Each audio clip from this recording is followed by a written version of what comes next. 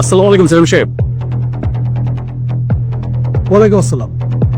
তুমি এখানে? শুনলাম আপনি নাকি জমি বিক্রি করতেছেন। কার জমি বিক্রি করতেছেন আপনি? আমার জমি? আপনার জমি হয় কি কইরা? এই জমি আমার দাদার। আমার দাদা আমার বাপরে দিয়ে গেছে। এই জমি আজকে আমি দীর্ঘ বছর ধরে আমি এখানে মাছ চাষ করতেছি। এই শোন, বর্তমানে মুখের কথায় কিছু হয় না, কাগজ কলমে কথা বলে, আর সেই কাগজে আমার কাছে আছে। তাই কাগজটা দাও। এই দেখ, লেখাপড়া তো করেছিস তাই না? অক্ষর তো চিনস। দেখ দি এনো মতিন নিয়ে তোর বাপের নাম আছে কিনা, তোর দাদার নাম আছে এখানে। হ্যাঁ, তা কেমনে হয় তোকে জমি? তোর দাদাই খাজনা দেয় না, তোর বাপে খাজনা দেয় না। কতবার লোক পাঠাইছে তোর বাপের কাছে, তোর বাপের আসার জন্য, এই জমিনটা একটা মিট করার জন্য। আসছে তোর বাপে, আর এখন জমিন আমি রেকর্ড করে নিয়ে আনিছি, এখন আসছিস তোরা কথা কইতে না? আমার দাদার আমার বাপেরা এরা সহজ সরল লোক ছিল।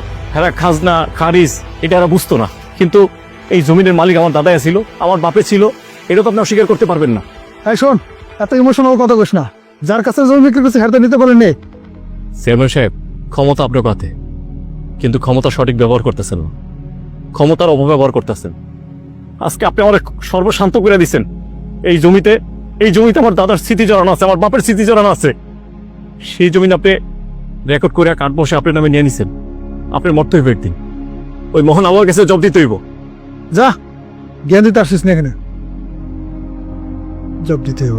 চল। সুরেশ ভাই, ভাই